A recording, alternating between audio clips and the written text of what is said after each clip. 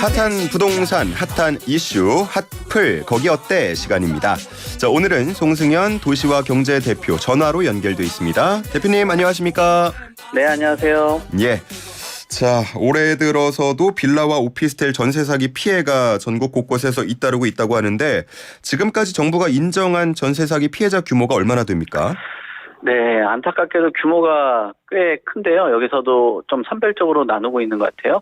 그 국토교통부에서 전세사기 피해지원위원회에서 여러 가지 그 건수들을 내놨는데 여기에 이제 인정되는 범위가 보면은 1년간 인정한 피해자가 한 1만 7천여 명 정도 됐거든요. 예. 전체 신청한 가운데가 약 한 80% 정도 가까운 퍼센트가 가결이 됐고 부결된 거는 한 2,200건 가까이 되는 지금 뭐 10.3% 정도가 부결이 됐습니다. 그리고 7.2%가 한 1,500건 이상이 적용해서 제외가 된 그런 상황인데요.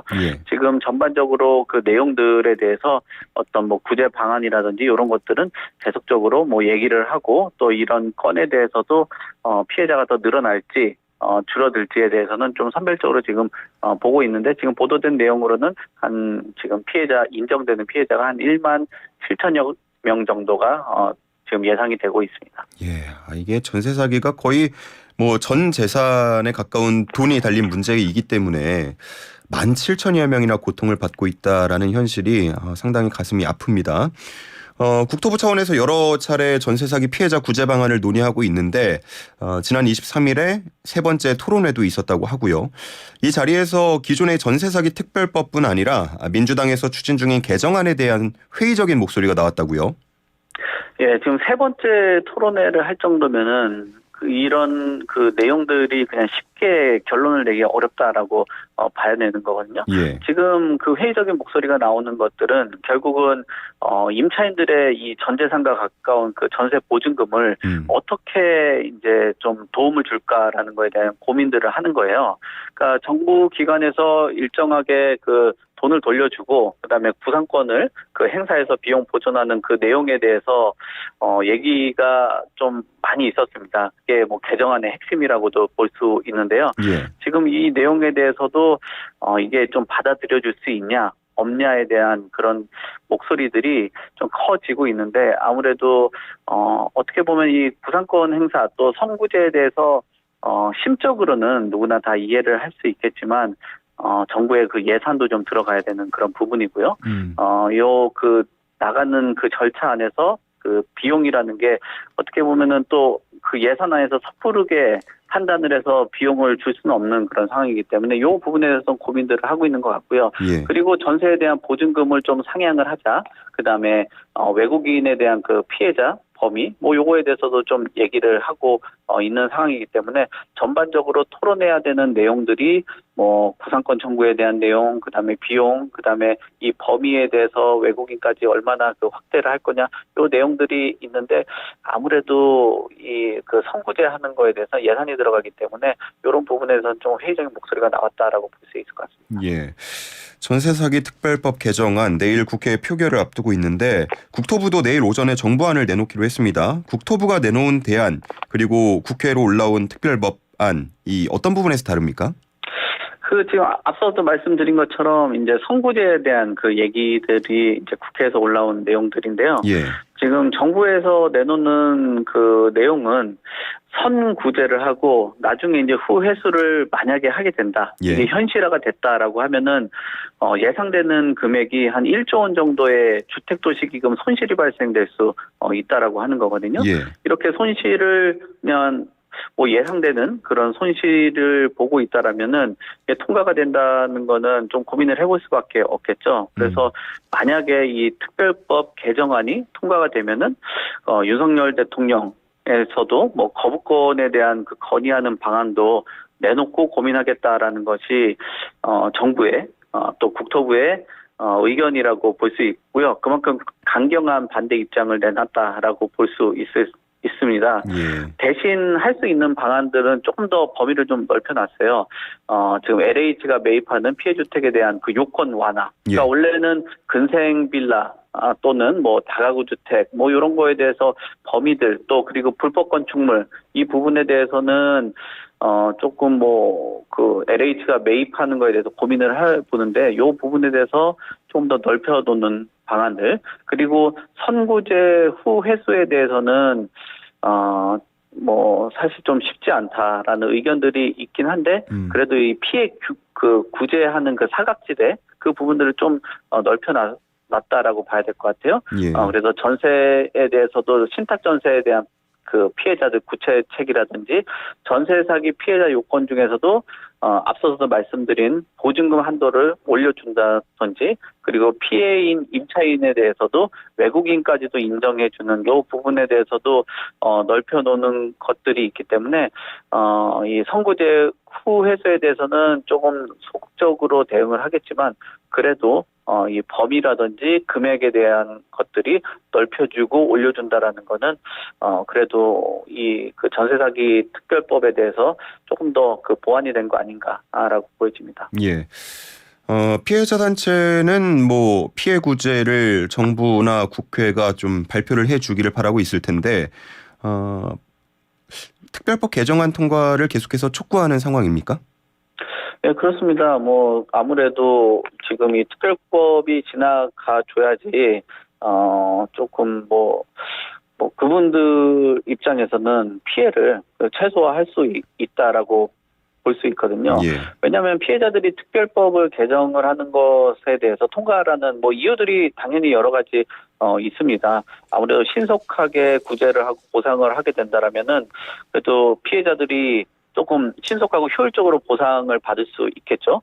그리고 피해자들에 대한 그 권리도 강화를 할 수 있는 거예요. 개정안들이 피해자들의 뭐 권리를 좀 강화하는 측면도 있고요. 그다음에 어려움 처한 분들에게 효과적으로 해결할 수 있는 법적 장치가 마련될 수 있다라는 거는 좀 긍정적으로 볼 수 있겠죠. 그리고 사회적으로 좀 정의 구현할 수 있다라는 것도 뭐 전반적인 사회 안에서는 좀 필요한 부분이거든요. 예. 특정 사건이나 사고에 대해서 피해자가 자꾸 발생이 된다라면은 이런 특별법 개정안을 통해서 일정하게 뭐 사회적인 뭐 정의도 좀 구현을 할 수 있고요. 또 유사한 사건에 대한 재발 방지 뭐 이런 거에 대해서도 강화를 할 수 있다라는 것이 긍정적으로 볼 수 있겠죠. 그리고 뭐 특별법이 좀 통과가 되게 된다면은 뭐 공공에 대한 그런 뭐 이런 사건들에 대한 그 공공 관심도 커지고 또 사회 전반적으로 피해자들이 발생되는 것에 대해서 이해도도 좀 높이는 그런 부분들 그리고 사회적인 연대감도 좀 강화를 할 수 있는 것들 뭐 이런 것들은 긍정적으로 볼 수 있겠죠. 다만 이런 피해에 대해서도 고민들을 해보는 게 아무래도 앞서도 말씀드린 것처럼 정부의 재정에 대한 부담이 있거든요. 예. 왜냐하면은 경제 위기가 발생됐을 때도 지금 세수가 좀 줄어들었다라는 평가도 있는 상황이고 또 사회적인 복지에 대한 지출도 늘려야 되는 그런 상황이거든요. 그리고 또 지금 물가 상승이 굉장히 높은 그런 상황이기 때문에 정부에 대한 그 재정 지출이 증가하고 있는 그런 상황이에요. 그래서 이런 그 재원에 대한 그 부적절성 그리고 요 부분에 대해서 그 재원의 목적에 맞는 그 당위성 뭐 이런 것들도 같이 고민을 해봐야 되는 상황이기 때문에 피해자들이 그 구제를 조금 빨리 개정안 통과를 촉구하는 그 좀 요구도 있겠지만 또 사회 전반적으로 봤을 때의 이런 선구제 후 회수에 대한 이런 부담감 이런 것들이 같이 상존하고 있는 그런 상황이라고 봐야 될 것 같습니다. 알겠습니다. 자, 일단 뭐 내일 상황 한번 지켜봐야겠고요. 또 다른 핫한 뉴스가 일개 신도시 선도지구 선정과 관련된 내용입니다. 최근에 정부가 일개 신도시 안에서 어느 지역을 가장 먼저 재건축할지 규모와 채택 기준을 발표했는데 구체적으로 내용이 어떻습니까? 일기 신도시 그러니까 일기 신도시라고 하면 분당, 일산, 평촌, 중동, 삼본 이곳이 일기 신도시거든요. 예. 여기에 이제 재건축을 하는 선도지구로 2만 6천여 가구 이상이 지정이 됐습니다. 가장 뭐 큰 물량이라고 하는 곳은 분당인데요. 분당 선도지구 한 1만 2천 가구 정도 되죠. 서울에서 지금 국내 최대 재건축 단지로 뽑히는 곳이 강동구에 있는 둔촌주공 아파트거든요. 예. 올림픽파크 포레온 여기가 한 1만 2천 가구 정도 돼요. 이 정도 규모의 선도지구가 물량으로 나온다라고 봐야 될 것 같습니다. 그 외에도 보면은 뭐 분당이 한 그 8천 가구 정도 또 추가적으로 되고요. 또 일산 6천 가구, 평촌 중동 3본이 한 4천 가구 정도 돼서 한 2만 6천 가구 정도가 지정이 됩니다. 그리고 지방 지역들도 뭐 여러 가지 뭐 추산되는 물량들이 예상이 되고 있고요. 그리고 이것이 이제 전반적으로 그 표준에 대한 평가 기준도 나와 있거든요. 100점 만점을 주는데 여기에 지금 개발하는 과정 안에서 주민 동의율이 100점 중에 60점이라는 그 항목이 들어가기 때문에 가장 높고요. 그다음에 주차장 문제 있거든요. 주차장이 한 10점 정도. 그다음에 통합 정비 참여, 단지형으로 이렇게 크게 하게 되는 그 참여 세대수 뭐 이런 것들이 10점이 들어가고요. 도시기능 활성화 필요성이 한 10점 정도가 들어갑니다. 그래서 이런 재건축에 대한 물량들도 늘어나고 이런 물량을 통해서 지금 주택 공급에 대한 좀 단비 역할을 뭐 충분히 할 수 있다라고 얘기를 하고 있고요. 또 일기 신도시가 갖고 있는 뭐 어떤 뭐 기본 인프라라든지 뭐 도시 기능에 대한 부분들 이런 부분에 대해서도 활성화될 수 있다라는 뭐 기대감을 키우고 있는 그런 뭐 어떤 뭐 제도다라고도 볼 수 있기 때문에 예. 규모하고 채택 기준 여기에 대해서 많은 사람들이 관심을 갖고 있는 상황이라고 볼 수 있을 것 같습니다. 발표가 나오고 나서 집값도 영향을 받았을 것 같은데 핫한 지역이 어디입니까? 뭐 가장 핫한 지역이라고 보면은 아무래도 뭐 분당 지역이라고 볼 수 있을 것 같아요. 분당이 30년 이상 경관 아파트가 한 40% 정도 되고요. 그다음에 용적률이 좀 다른 지역 대비했을 때 200% 이하에 되어 있는 지역이다 보니까 가장 핫한 지역이라고 볼 수 있고요.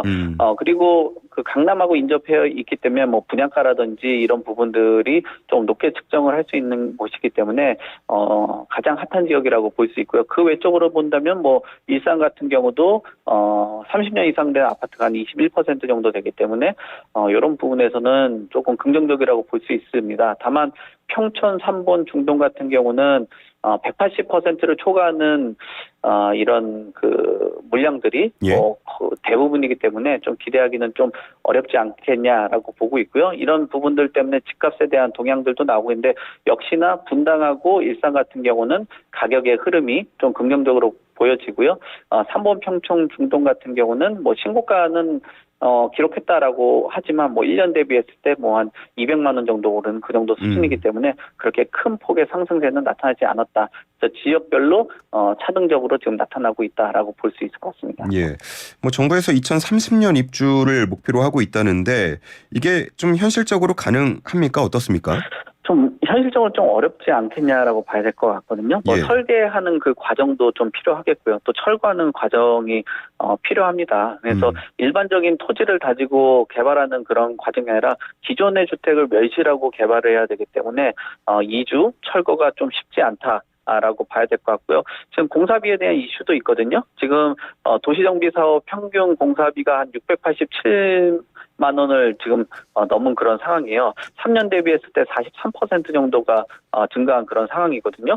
그래서 이런 부분들은 현실적으로 좀 어렵겠다라고 생각들이 할 수밖에 없습니다. 물론 뭐 미래도시 펀드를 조성해서 자금을 좀 용이를 하게 하는 방법들, 그다음에 알박기를 좀 방지하겠다라는 것들이 어떤 도움을 줄 수는 있다라고 생각을 해볼 수 있는데 이런 그 자금력하고 알박기보다도 최근에는 이주비, 그다음에 공사비, 분담금 이런 것들이 변수가 훨씬 더 강하게 작용을 하기 때문에 현실적으로 2030년까지는 조금 무리감이 있지 않겠냐. 그래서 시간을 조금 더 넉넉하게 생각하는 게 현실적으로 맞지 않겠냐라고 생각이 듭니다. 알겠습니다. 자, 끝으로 이번 주 부동산 시장 전망 정리 부탁드리겠습니다.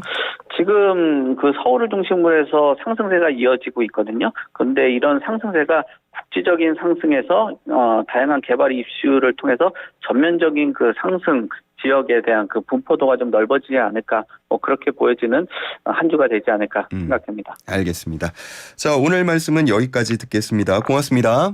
네, 감사합니다. 지금까지 송승현 도시화경제 대표였습니다.